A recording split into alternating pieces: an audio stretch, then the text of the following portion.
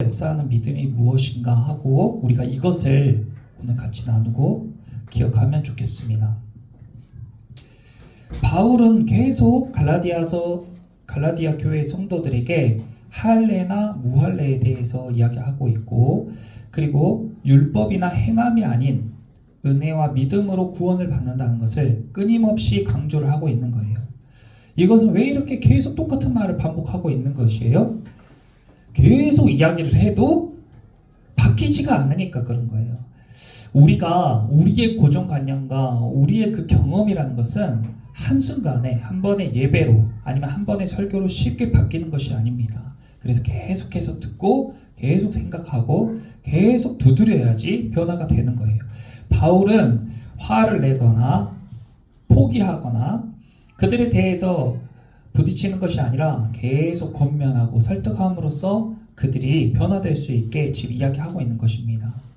5절에 우리가 성령으로 믿음을 따라 이야기했어요. 성령으로 믿는 믿음은 무엇인가? 이렇게 차근차근 한 단어 한 단어를 우리가 해석해 보겠습니다. 그렇게 해야 이 말씀을 이해할 수가 있는 것이에요. 성령으로 믿음을 따라서, 그러면 성령으로 안 믿는 믿음도 있다는 거예요. 우리가 신앙생활을 해도 왜 변화가 없냐? 왜 나는 예수님을 믿는데 내 삶 가운데 변화가 없냐? 그것은 그 믿음을 점검해 봐야 돼요. 갈라디아서를 통해서 믿음에 대해서 여러 차례 이야기를 했지만 그럼에도 아직도 믿음은 마치 깊은 바다와 같고 저우주와 같이 우리가 다 정복하지 못하고 다 해석하지 못한 영역이에요. 어떤 사람들은 죽기 전에 예수님을 믿음으로 고백하세요, 시인하세요. 그럼 구원받습니다. 그러면 죽기 전에 저는 예수님을 믿습니다 말 한마디 하면 당신은 구원받았습니다. 이런 것들도 많이 보셨을 거예요. 하지만 저는 그렇게 믿음이 단순하다고 생각하지 않습니다. 믿음은 사람의 언어가 아니고 하나님의 언어예요. 소망도 마찬가지고 사랑도 마찬가지입니다. 그러므로 그런 것들은 정의 내리거나 한 문장으로 단순하게 이야기할 수 있는 것이 아니고 우리가 탐험해야 되고 경험해야 되고 관계적으로 이해해야 될 것들이에요. 성령으로 믿는다는 것은 어떤 의미인가? 간단하게 이야기하면 이런 겁니다. 우리가 믿음은 들음에서 난다고 했는데, 그래서 솔로몬과 같이 듣는 마음을 주세요 하고 기도해야 된다고 했어요. 듣는 것은 하나님의 말씀을 듣는 것이고, 믿는 대상은 하나님의 말씀 가운데 선포되어진 약속을 믿는 겁니다. 하나님께서 내 삶 가운데 이렇게 반드시 이루실 것이야 라는 그런 것, 약속을 붙잡는 그 믿음. 그런데 그것이 사람의 생각으로 저의 말을 듣고 믿는 것이 아니라 성령으로 믿는다는 거예요. 그러니까 우리가 교회를 오고 예배를 드리다 보면요, 어쩔 수 없이 우리는 사람이다 보니까 보이는 것에 영향을 받는단 말이에요. 앞에서 메시지를 전하는 목회자의 외형부터 시작해서 말투나 어떤 말을 하는지, 그리고 교회의 환경 같은 것들, 이런 것들에 영향을 받아요. 그래서 그런 것들을 통해서 오는 믿음도 있을 수 있다는 거예요. 그런데 그런 것들은 본질에서 멀어진 것들이죠. 그럼 본질은 무엇이냐? 본질은 설교자의 말을 통해서 전해지는 그 메시지 안에 있는 성령의 음성, 하나님의 음성이라는 거예요. 우리가 성경을 읽을 때 이것을 글자로 그냥 받아들이는 것이 아니라 이 안에 스며 있는 하나님의 감동, 하나님의 메시지를 받아들이는 거예요. 그것을 레마의 말씀이라고 하는데, 똑같이 설교 메시지를 듣더라도 어떤 사람은 이 부분에서, 어떤 사람은 이 부분에서 마음에 박히면서 감동을 받는단 말이죠. 그것이 바로 성령으로 나타나는 믿음의 한 부분이라고 볼 수가 있어요. 저는 하나님이 아니고 제 말이 다 하나님의 말씀이라고 할 수 없어요. 그런데 제가 강단과 일상에서 하는 말들을 구분하려고 애를 쓰는 것은 최대한 이 강단에서 선포되어지는 메시지 가운데 하나님의 감동을 그대로 왜곡하지 않고 손실되지 않게 여러분들께 전달하려고 애를 쓰기 때문에 강단에서 선포되어지는 메시지를 하나님의 음성으로 들으시기를 축복합니다. 근데 그것은 막 100%다 강단에서 선포되어진 메시지는 다 하나님의 말씀이야가 아니고 여러분들이 예민한 감각으로 분별하여서 취해야 하는 거예요. 자주 드리는 말씀인데 발전소에서 전기를 만들어 가지고요. 전기를 탁 보내면 우리 집까지 그 전기가 올 때에 100% 순수하게 그 양과 이 질이 그대로 유지되는 것이 아니라 그것을 전달하는 그 전선이 어떤 재질로 이루어져 있냐에 따라서 손실이 있단 말이에요. 철로 만들어진, 쇠로 만들어진 전선은 손실이 많겠죠. 금으로 만들어지는 전선은 손실이 적습니다. 근데 금은 너무 비싸잖아요. 그래서 보통 구리로 하는 거예요. 구리가 가격 대비 이 손실량이 적기 때문에. 마찬가지로 하나님께서 주시는 메시지도요, 그것은 굉장히 순전하고 온전한 것이죠. 근데 그것을 전달하는 메신저에 따라서 그 순도가 달라질 수 있다.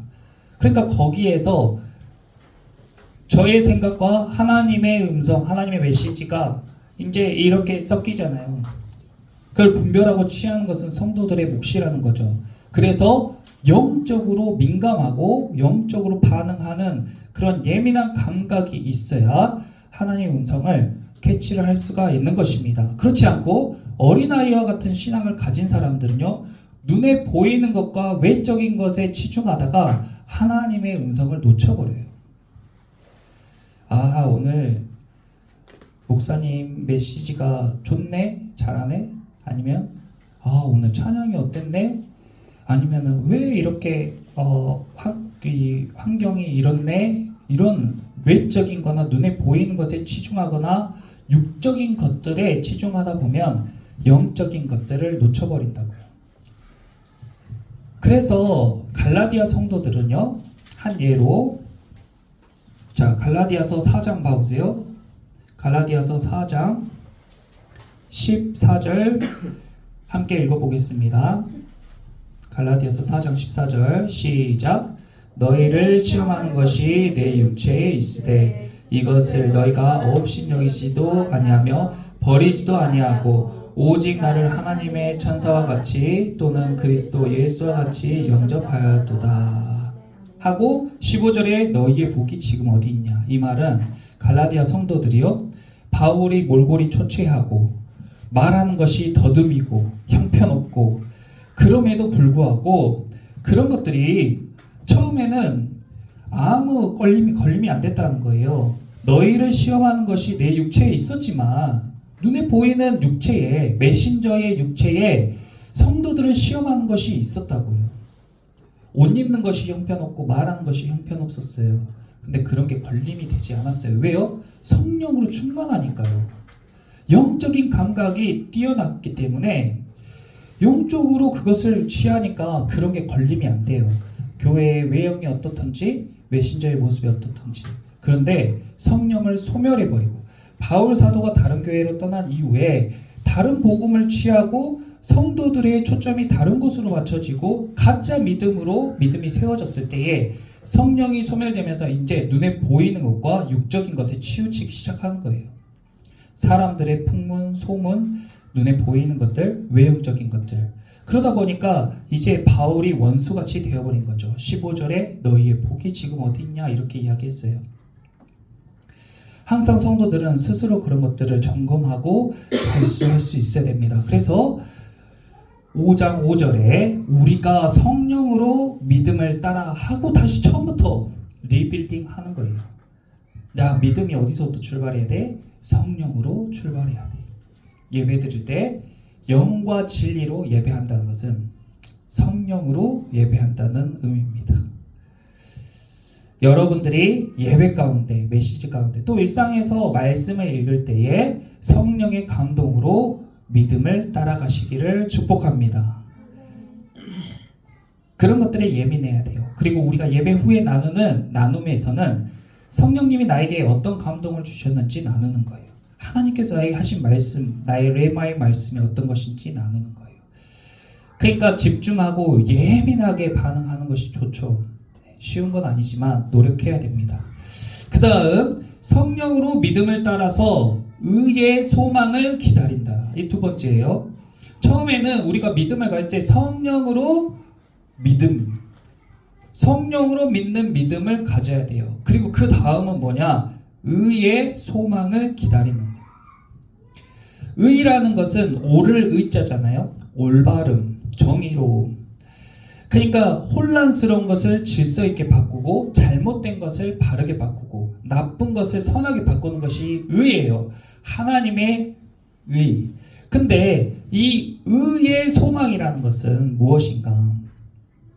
여기에서 소망은 우리가 기대하고 바라는 것인데 단순히 기대하고 바라는 것이 아닙니다. 신앙생활하고 교회를 다니다 보면 우리가 기도를 하잖아요.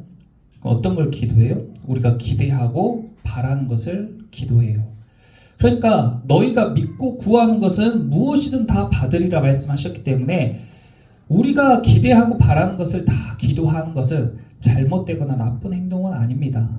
그러나 우리의 믿음이 자라나고 우리가 성숙한 그리스도인, 성숙한 신앙인으로 성장했을 때에는 무엇을 추구해야 되냐면 의의 소망을 따라서 기다리는 그런 믿음을 추구해야 된다는 거예요. 여기에서 말하는 소망은 미래가 불확실한 것들을 기대하고 바라는 게 아니라 확실한 미래를 바라고 기다리는 겁니다. 그렇다면 나에게 있을 확실한 미래는 무엇으로 알 수 있냐? 그것은 하나님의 말씀에서 선포되어진 약속을 믿는 믿음이라는 거예요. 하나님께서 반드시 이것을 이루실 거야 라는 확신, 그 소망이 그리스도인의 참 소망이에요. 내가 바라는 이런 것들이 되게 해주세요. 이런 것은 어린아이의 기도, 어린아이의 소망, 그런 것들을 하지 말라는 건 아니에요. 그런 것도 있어야 되지만 본질적으로는 중요한 것은 하나님의 약속에 근거한 믿음의 확신, 소망. 가까이는 무엇이 있어요? 가까운 이 삶 가운데에서는 하나님께서 내 삶 가운데에 이러이러한 문제, 이러이러한 아픔, 이러이러한 부족함, 이러이러한 질병, 이러이러한 벽을 알고 계셔. 그런데 말씀으로 나에게 확신을 주셨어. 말씀으로 나에게 확언했어. 내가 너를 치료하리라. 내가 너를 굳세게 하리라. 내가 너를 일으켜 세우리라. 너는 내 아들이다. 너에게 영원한 생명을 주겠다. 내가 너를 부요하게 하겠다. 라는 하나님의 말씀을 붙잡고 확실히 그것이 이루어질 거라는 그 확신을 가지고 기다리고 바라는 거예요. 그런데 그것이 내 욕심, 나의 유익, 기울어진 어떤 그런 편협함에서 나온 그런 것이 아니고 의의 소망이라는 거예요. 하나님께서 약속하신 것은 반드시 올바른 것이고 정의로운 것이고 선한 것이죠. 그래서 우리의 소망 또한 마찬가지로 나만을 위한 그런 이기적이나 개인적이거나 아니면은 남들의 아픔과 괴로움을 외면하거나 하나님께서 지으신 세상의 불평등함과 그런 어지럽히 있는 행동들을 무시하는 그런 소망이 아니고 주 안에서 올바른 것들, 의로운 것들을 바라고 기대하는 그런 소망. 그것이 언젠지 모르겠지만 반드시 이루어질 거라는 그런 소망을 가지고 기다리는 거예요. 그것이 바로 우리가 성령으로 믿음을 따라서 의의 소망을 기다린다. 그런 의미입니다. 그래서 그리스도 예수 안에서는 할례나 무할례나 효력이 없다. 할례와 무할례는 여러 차례 이야기 드렸잖아요. 우리가 겉으로 보여지는 행위, 그것이 없어도 되는 건 아니에요. 예배 행위, 헌금하고 봉사하고 남들을 섬기고 선교하고 그런 것들 없어도 되는 건 아니에요. 근데 그런 게 꼭 있어야 구원받는 것도 아니에요. 그러니까 그런 것들은 내 마음 안에서 우러나오는 자연스러운 것들이지 그런 게 본질이 아니라는 것을 할례나 무할례가 효력이 없다라고 이야기하는 거예요. 나무가 자라는데 이파리가 중요한 게 아니라는 거예요. 그 나무가 사과 나오면 사과 열매가 맺히고 뿌리가 잘 내려져 있으면은 잎이 무성해지는 것이 당연한 이치입니다. 이파리를 보고 판단하는 것이 아니라는 거예요. 사랑으로서 역사하는 믿음뿐이니라. 자, 이제 사랑으로서 역사하는 믿음에 대해서 나눠보겠습니다. 성령을 따라서 믿음이 생기는 과정이죠. 성령을 따라서 생기는 믿음을 가지면 반드시 그 열매로 사랑으로서 역사하는 믿음이 나와요. 그럼 반대로 성령이 아닌 다른 것으로서 생기는 믿음이 생기면 다른 열매가 맺힌다는 거예요. 콩 심은 데 콩 나고 팥 심은 데 팥 나듯이 성도들이 어떤 믿음을 취하냐에 따라서 그 믿음의 반응이 달리 나오는데, 우리는 바울 사도는 사랑으로서 역사하는 믿음뿐이라고 했어요. 다른 것은 없다. 성도들이 성도들에게 너 신앙생활 잘못됐어, 너 그거 잘못된 거야, 할례 안 받으면 너 그리스도의 자녀 아니야 라고 얘기하는 그런 말로써 하는 폭언이나 폭행, 그리고 자기 확신에 차서 하는 그런 무지한 행동들은 바른 믿음에서 나온 열매가 아니라는 거예요. 성도들이 사정상 예배에 못 나올 수도 있죠. 물론 예배에 막 빠지라고 권하는 건 아닌 줄 잘 아실 거예요. 하지만 나오지 못하는 사람의 마음이 제일 불편한 거예요. 그것을 굳이 한 번 더 지적하거나 내가 그 상처를 후벼팔 필요가 없다는 거예요. 그것은 사랑으로서 역사하는 믿음이 아닙니다. 그렇게 그리스도인들이 그렇게 섬세하지 못하고 배려하지 못하는 행동들이 어디서 나오냐? 그것은 성령으로 믿는 믿음이 아니라 다른 루트로 믿는 믿음에서 나온 열매라는 거예요. 그런 것들을 우리가 잘 점검해야 됩니다. 말씀으로. 제가 예를 들어볼게요. 믿음에는 여러 유형이 있고 믿음은 아주 다이아몬드 같은 거예요. 그래서 다이아몬드의 빛이 어떤 면에 비추냐에 따라서 반짝이는 색이 달라지는 것처럼 믿음도 굉장히 다양하고 복합적인 겁니다. 7가지만 제가 예를 들어볼게요. 어떤 믿음이 있는지. 첫 번째는 자기 확신으로 역사하는 믿음, 이런 게 있어요. 믿음이 성령을 따라 믿는 게 아니라 자기 확신으로 믿는 믿음이에요. 자기 능력이나 경험에 의존해가지고요, 하나님을 의지하는 게 아니라 어느 순간 자기를 의지하고 있는데 그 믿음에 확 차 있는 거예요. 그래서 그 자기 확신으로 충만한 믿음을 다른 사람에게도 강요해요. 그것으로 다른 사람들을 정죄해요. 그것으로 인하여 사역하고 봉사해요. 자기 확신으로. 그러니까 그 자기 확신이 흔들리면 믿음이 통째로 흔들려 버리는 거예요. 두 번째로는요, 두려움으로 역사하는 믿음이 있어요. 너 지옥 갈 거야. 너 그렇게 살면 망하게 될 거야. 너 하는 일도 잘못되고 너 병 걸릴지도 몰라. 이런 믿음. 두려움으로 오는 믿음. 아, 나 주일 예배 빠지면 나 나쁜 일이 생길 것 같아. 뭔가 찝찝하고 두려워. 목사님 말씀 안 들으면 뭔가 나쁜 일이 생길 것 같아. 지옥 갈 것 같아. 이런 두려움에서 오는 믿음이 있어요. 그런 믿음은 늘 눈치 보면서 신앙생활을 하게 되죠. 하나님의 자녀로서의 담대함을 누리는 것이 아니라, 말씀 안에서의 풍요를 누리는 게 아니라 늘 두려움 가운데 예민하게 움츠려들어 있고, 무언가의 작은 반응에도 민감하고 예민하게 반응하면서 두려움에 사로잡혀 있는 그런 믿음. 행위로 역사하는 믿음이 있어요. 믿음은 마음이 중요하고 본질이 중요한데 행동으로만, 겉모습으로만 믿는 믿음. 그런 사람들은 행위를 굉장히 중요하게 여기죠. 그리고 감정으로 역사하는 믿음도 있어요. 예배 때 마음이 뜨거워지고 눈물을 흘리고 그러면 믿음이 엄청 막 자라난 것 같다가 또 아무 감흥 없으면 내가 왜 이렇게 아무 감흥이 없지? 내 믿음이 없어졌나? 하고 느끼는 그런 감정적인 믿음. 그래서 예수님께서 마태복음 13장에 돌밭에 뿌려진 씨와 같은 믿음에 대해서 이야기했는데, 예수님께서 말씀의 씨앗을 촥 뿌리잖아요. 흩어 뿌리기로 여기에 지금 제 입술을 통해서 씨앗을 확 뿌린단 말이에요. 그런데 여러분의 각 마음은 밭이에요. 씨가 그 밭에 딱 떨어지는데 어떤 사람 마음에 떨어진 말씀은 새가 와서 집어 먹어버리기 때문에 펴기도 전에 다 사라져버려요. 또 어떤 사람은 말씀이 심겨지는데 감정에 의지하는 믿음을 가진 사람들은 돌짝밭 같은 마음밭을 가지고 있어서 뿌리가 깊게 내리지 못하고 금세 말라버리는 거예요. 감정이라는 것은 굉장히 빠르게 올라갔다가 빠르게 식어버리는 겁니다.